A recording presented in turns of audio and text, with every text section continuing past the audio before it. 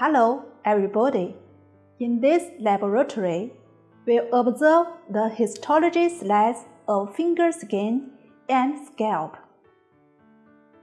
Objectives: identify the light microscopic structures of skin, including epidermis, dermis, hair, sebaceous gland, and sweat gland.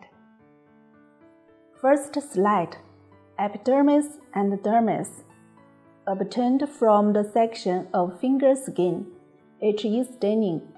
The outer deep red and purple area is the epidermis. The inner pink color area and loosely arrowlate area are the dermis and subcutaneous tissue, respectively. We can see the slide that the skin consists of dermis and dermis. Epidermis is keratinized stratified squamous epithelium.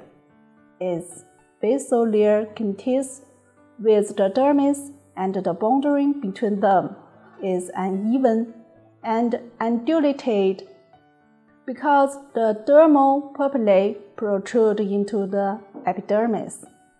The section perpendicular to the surface. 5 layers can be distinguished from the surface to the basal layer of epidermis. Stratum columnar, number 1 indicates, is very thick and composed of several layers of flattened, non-nucleated horny cells whose cytoplasm is filled with homogeneous keratin, which is stained red. The spaces run spirally in this layer are the ducts of sweat glands.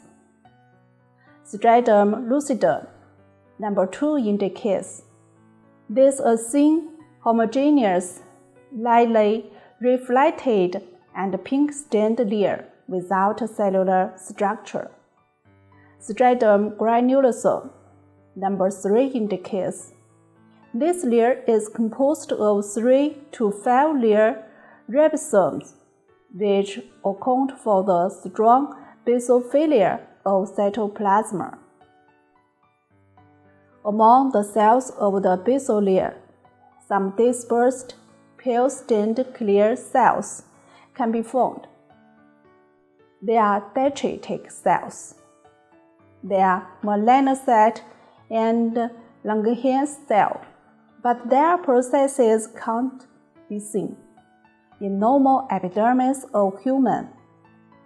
70% meiotic cells of epithelium are located in stratum basal, which indicates this layer is proliferative part.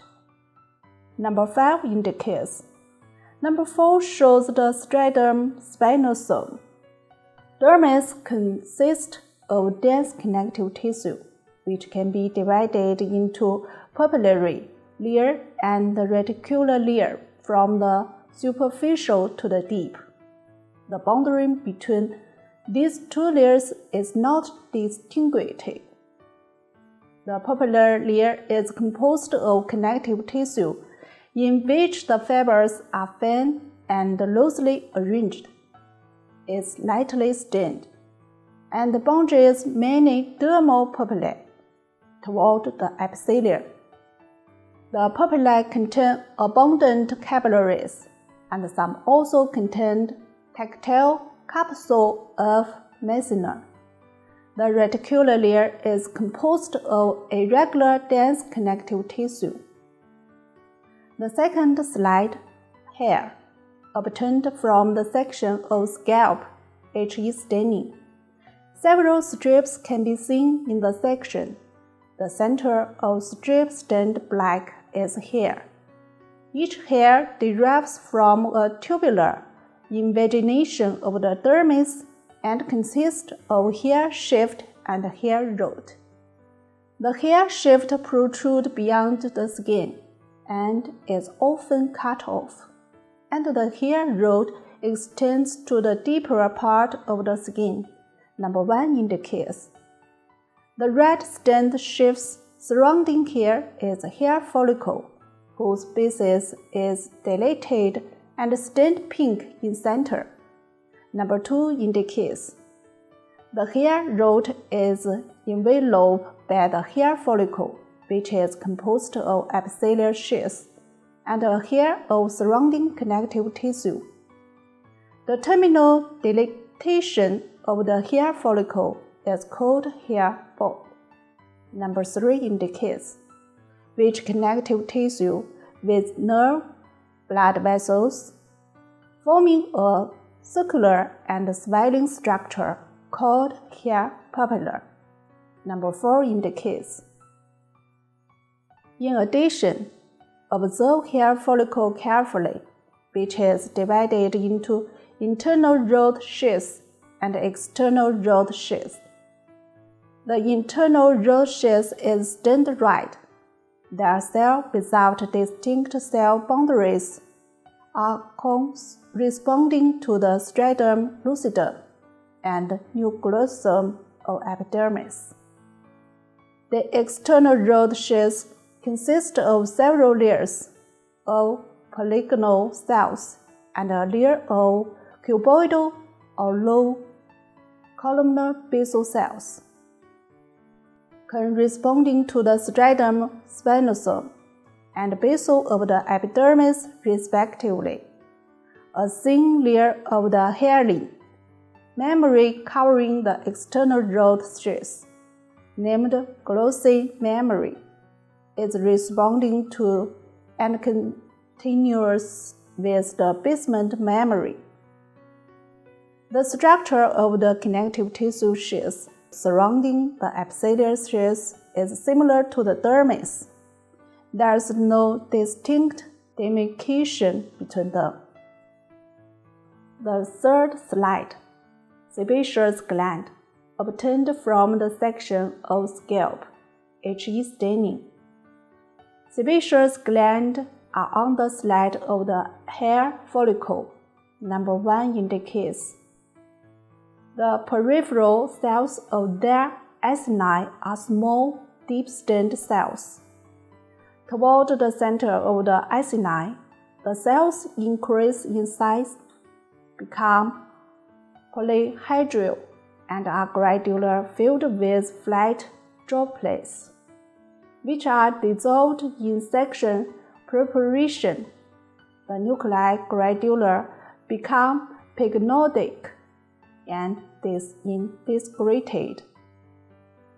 The short duct of sebaceous gland, which is connected with and opened into hair follicle, is lined by stratified squamous epithelium. Near the hair follicle, a bundle of smooth muscle called a rectal pili muscle can be seen. Number 3 indicates which bonds to the connective tissue sheath of hair follicle and connects it to the papillary layer of the dermis. The last slide, sweat gland, obtained from the section of scalp, HE staining. The sweat glands are located into the reticular layer of dermis and subcutaneous tissue. The coid glands are also cut in cross-section. The acinus is composed of simple cuboidal or low columnar epithelium, which is stained lightly with a root nucleus. Between the glandular cells and the basement memory, there are male epithelium cells, which are frequently out transversely. The ducts are made up of 2 to 3 layers of smaller cells which are deeper in stain. Some duct sections longitudinally and connected with the epidermis can be seen. Okay, that's all for today. Thank you for attention.